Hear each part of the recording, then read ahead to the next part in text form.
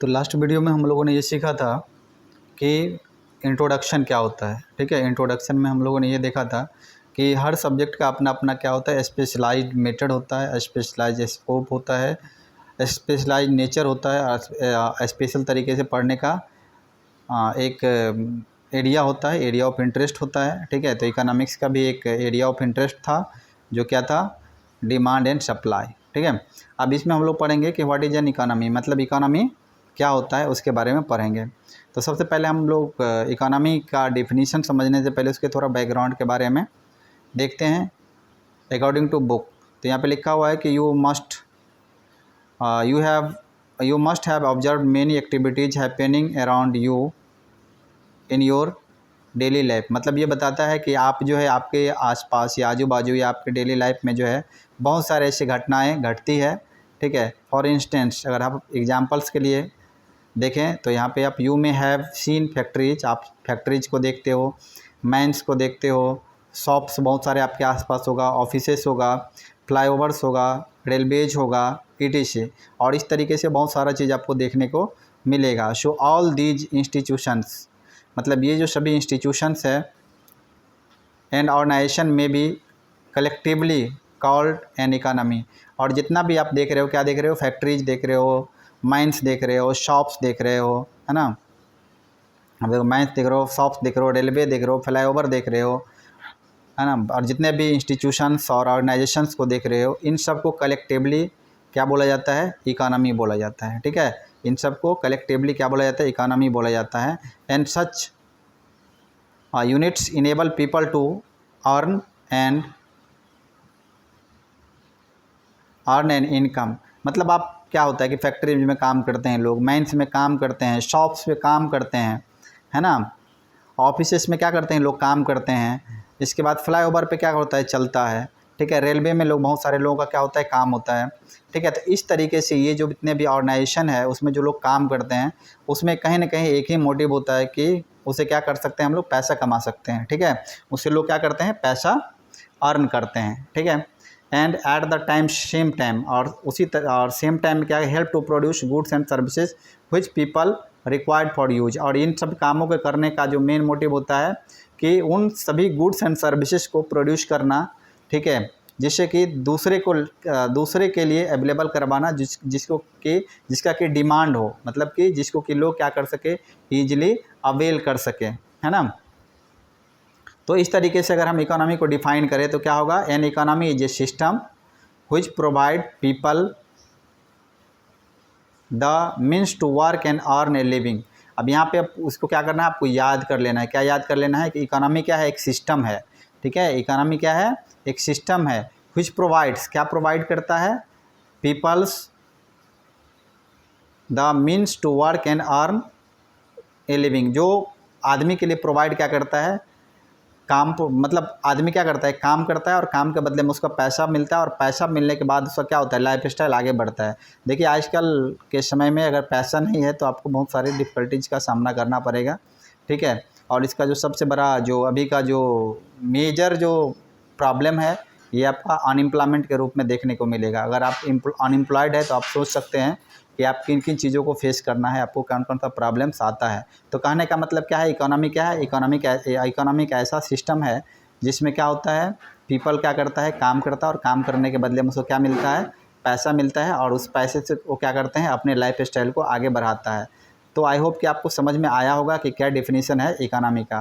So it is an organisation that provides living to people, है ना। ये एक ऑर्गेनाइजेशन है जो प्रोवाइड करता है लिविंग टू पीपल, मतलब कि कैसे जीना है आपको। तो बिना पैसे का तो आप जी नहीं सकते हैं, बिना काम का आप जी नहीं सकते हैं। अगर बिना काम का बैठे हैं तो ये भी आपको, मतलब आप सोच सकते हैं कि किन किन समस्याओं को फेस करना पड़ेगा आपको, है ना। So for example Indian economy, अगर हम इंडियन इकोनॉमी की बात करें, consist of all sources of production in agriculture. मतलब कि इंडियन इकोनॉमी जो है ये बहुत सारे सोर्सेस अवेलेबल है प्रोडक्शन का, कहाँ पे, एग्रीकल्चर में, इंडस्ट्री में, ट्रांसपोर्ट में, एंड कम्युनिकेशन में। ठीक है, एंड बैंकिंग में। तो अगर हम इंडियन इकोनॉमी के बारे में बात करें तो जनरली जो प्रोडक्शन होता है कहाँ कहाँ होता है, एग्रीकल्चर में होता है, इंडस्ट्री में होता है, ट्रांसपोर्ट में होता है, कम्युनिकेशन में होता है, और बैंकिंग में होता है। तो इसमें जो एग्रीकल्चर तो हो गया प्राइमरी सेक्टर, इंडस्ट्री हो गया आपका सेकेंडरी सेक्टर, और ये जो आपका ट्रांसपोर्ट है, कम्युनिकेशन है और बैंकिंग है, ये सब क्या है, टर्सरी सेक्टर में आता है ना। टर्सरी सेक्टर वो सेक्टर होता है जो कि क्या करता है, सपोर्ट सिस्टम प्रोवाइड करता है। सपोर्ट सिस्टम किसको प्रोवाइड करता है, तो प्राइमरी एंड सेकेंडरी सेक्टर को, ठीक है। अब यहाँ पे देखिए कि vital process of the economy, मतलब कि इकोनॉमी का जो वाइटल प्रोसेस है, मतलब इकोनॉमी रन कैसे करता है। वाइटल प्रोसेस का क्या मतलब होता है, कैसे कौन कौन से टूल्स हैं, ऐसे कौन कौन से टूल्स है जिससे कि इकोनॉमी क्या होता है, रन करता है। सो इकोनॉमी जो system which provides living to the people, जो कि हम लोगों ने अभी देखा है कि ये क्या है, इकोनॉमी क्या है, एक ऐसा सिस्टम है जो प्रोवाइड करता है कि कैसे जिया जाए। तो जीने के लिए आपको काम करना पड़ेगा, काम के बदले में पैसा मिलेगा। जब पैसा मिलेगा तो फिर आप क्या करेंगे, आप अपने लाइफ को क्या करेंगे, रन करवा पाएंगे, ठीक है। तो ये जो पैसा है एक ऐसा कमांड है जो आपके जीवन को दोहराता है। वैसे तो जीवन तो कट ही जाता है, बट बिना पैसे का जीवन थोड़ा सा मुश्किल है। So for this objective to the fulfil, इस ऑब्जेक्टिव को फुलफिल करने के लिए it is necessary that every economy should undertake 3 economic activities. और देखिए अब इकोनॉमी में जो जनरली क्या होता है कि ये 3 तरीके का एक्टिविटीज़ जो है वो रन करता है। इसमें क्या है, प्रोडक्शन है, कंजम्पशन है और इन्वेस्टमेंट या कैपिटल फॉर्मेशन है। अब यह देखिए प्रोडक्शन मीन्स क्या हो गया, कि प्रोडक्शन मीन्स क्या हो गया कि कोई भी जो प्रोड्यूसर है वो क्या करता है, गुड्स एंड सर्विसेज को प्रोड्यूस करता है। किसके लिए प्रोड्यूस करता है, तो हाउस होल्ड के लिए प्रोड्यूस करता है, ठीक है। किसके लिए प्रोड्यूस करता है, हाउस होल्ड के लिए प्रोड्यूस करता है। और हाउस होल्ड क्या होता है, हाउस होल्ड वो इंडिविजुअल या फिर इंस्टीट्यूशन होता है जो इन गुड्स एंड सर्विसेज क्या करता है, कंज्यूम करने का काम करता है। अब यहाँ पे देखिए जब प्रोडक्शन होगा तो प्रोडक्शन में कहीं ना कहीं जो भी आप सिंपल समझिए, जब आप आगे पढ़ेंगे यूटिलिटी के बारे में, तो यूटिलिटी क्या होता है, यूटिलिटी होता है want satisfying capacity of A commodity. Utility क्या होता है, want satisfying of capacity of the commodity. तो जो भी इस दुनिया में जो भी गुड्स एंड सर्विसेज का प्रोडक्शन होता है कहीं ना कहीं क्या है, इसकी यूटिलिटी है। अगर किसी का यूटिलिटी नहीं है तो उसका कोई रिलेवेंसी नहीं है, कोई इंपॉर्टेंस नहीं है।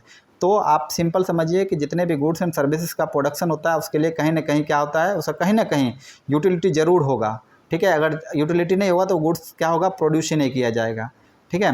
तो इसी तरीके से क्या होता है कि ये जो प्रोडक्शन होता है और उसमें जो गुड्स एंड सर्विसेज को प्रोड्यूस किया जाता है उसमें कहीं ना कहीं क्या होती है, यूटिलिटी होती है। और इस यूटिलिटी के थ्रू जो है लोग क्या करते हैं, उस यूटिलिटी को कंज्यूम करते हैं, यानी ह्यूमन जो है उस यूटिलिटी को क्या करते हैं, कंज्यूम करते हैं। तो यहाँ पे सेकंड क्या हो गया, कंजम्पशन।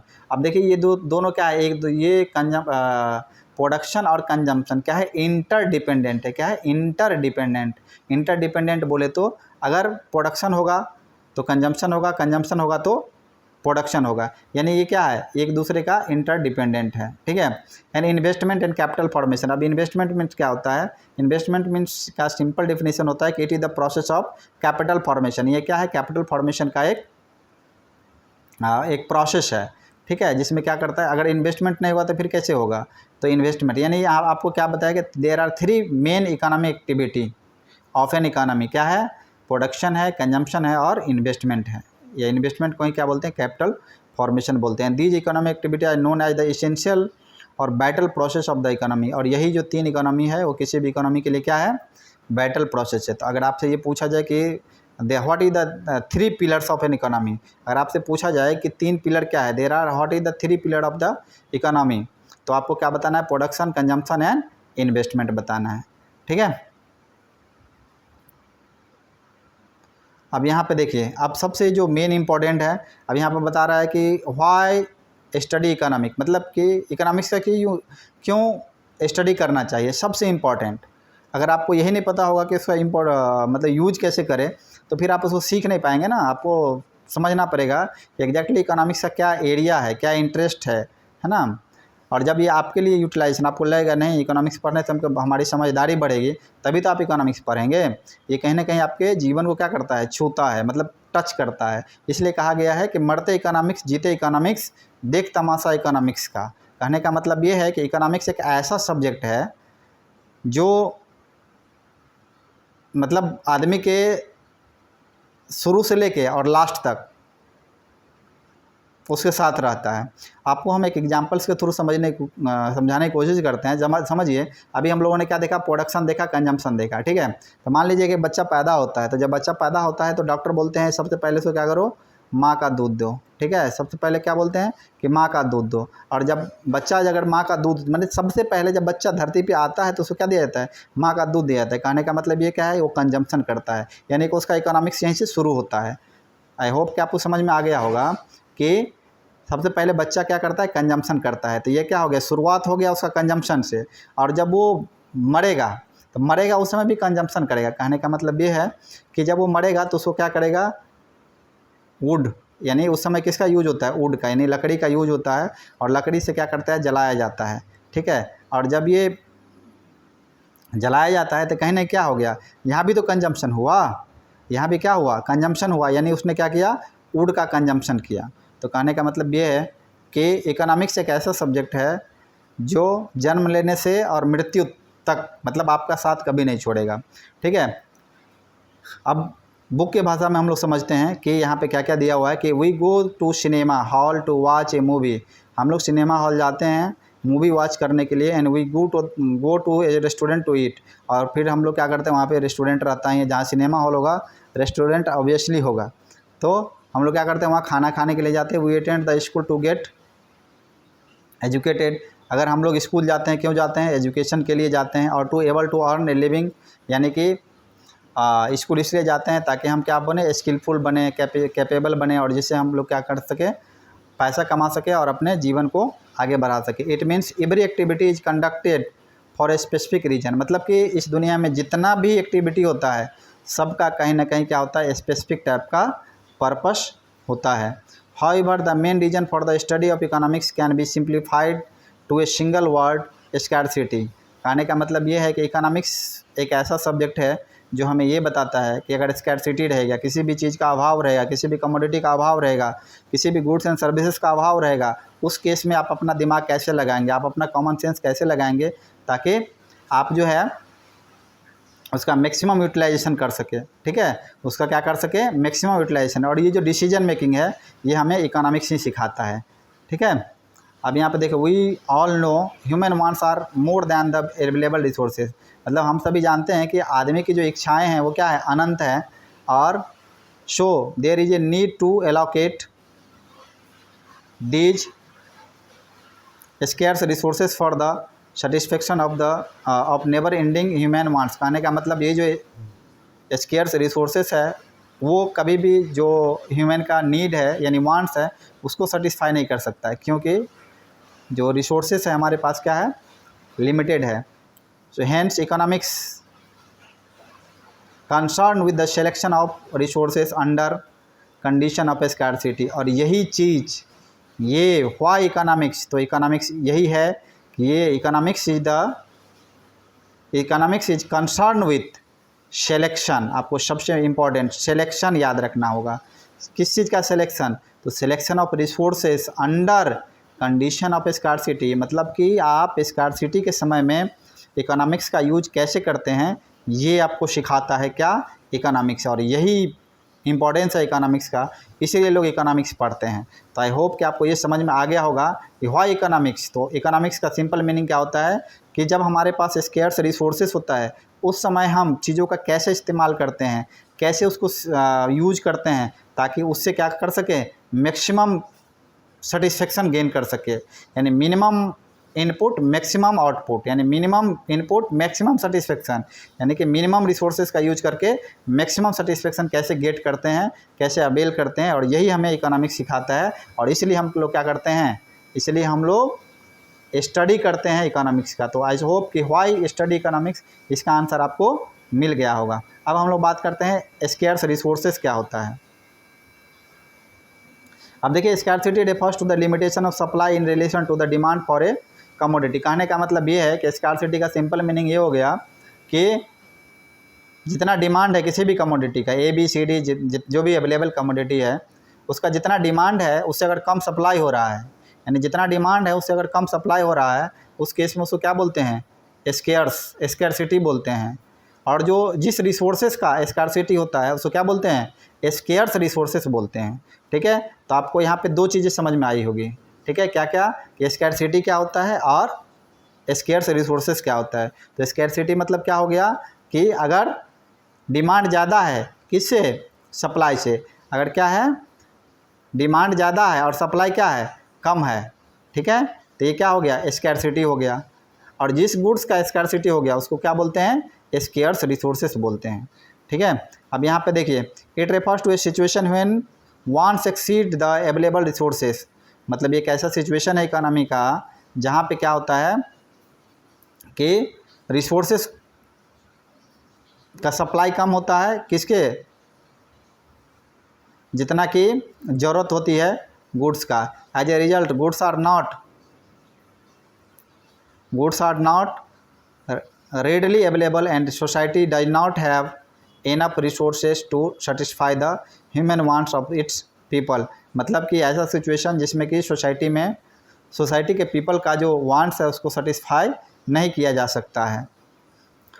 उसके बाद है स्कार्सिटी यूनिवर्सल। स्कार्सिटी मतलब क्या है, यूनिवर्सल है, मतलब हर जगह स्कार्सिटी है, ऐसा कोई जगह नहीं है जहाँ की स्कार्सिटी नहीं है, ठीक है। अगर जॉब मार्केट में जाओ तो आप जॉब का स्कार्सिटी मिलेगा, है ना, आप जहाँ कहीं भी जाओ आपको मतलब हर एरिया में आपको स्कार्सिटी मिलेगा, और जहाँ स्कार्सिटी मिलेगा वहाँ पे इकोनॉमिक्स कूद के आएगा।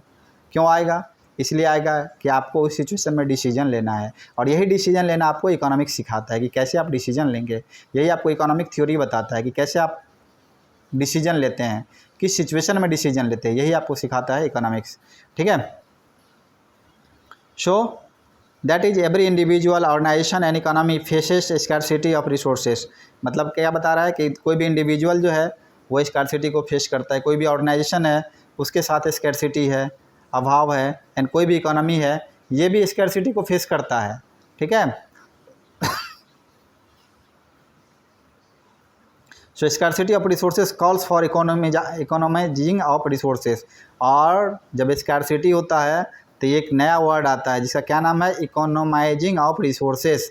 इकोनॉमाइजिंग ऑफ रिसोर्सेज क्या होता है, तो सिंपल भाषा में आप समझिए कि आप जो भी आपके पास अवेलेबल है आप उसका यूज कैसे करते हैं, ठीक है। जो भी आपके पास अवेलेबल है उसका आप यूज कैसे करते हैं, ये आपको कौन सिखाता है, इकोनॉमाइजिंग ऑफ रिसोर्सेज। अब यहाँ पे इसका डिफिनीशन देख लीजिए, economising of resources refers to making optimum use of the available resources. क्या बता रहा है कि optimum use of available resources, मतलब कि जो हमारे पास अवेलेबल रिसोर्सेस है उसका हम ऑप्टिमम मीन्स क्या, मतलब ज़्यादा से ज़्यादा यूज कैसे करते हैं, ये क्या है, इकोनॉमाइजिंग ऑफ रिसोर्सेस। आपको समझ में आ गया होगा कि इकोनॉमाइजिंग ऑफ रिसोर्सेस मीन्स क्या होता है कि जो भी गुड्स एंड सर्विसेज हमारे पास अवेलेबल है उसका हम यूज कैसे करते हैं, ठीक है, मैक्सिमम यानी ऑप्टिमम यूज कैसे करते हैं। So there is a need to economise as we have to satisfy our unlimited wants out of limited resources. तो यहाँ पे जो सबसे ज़्यादा ज़रूरत है वो क्या है, इकोनॉमाइजिंग ऑफ रिसोर्सेज, यानी कि आपको पता ही है कि ह्यूमन का जो वांट्स है वो क्या है, एकदम इन्फिनिटी है, अनंत है, लेकिन हमारे पास जो रिसोर्सेज अवेलेबल है उसी में हमको क्या करना है, उस रिसोर्सेज को इकोनॉमाइज करना है, मतलब उसका ऑप्टिमम यूज करना है, और यही हमें सिखाता है इकोनॉमिक्स।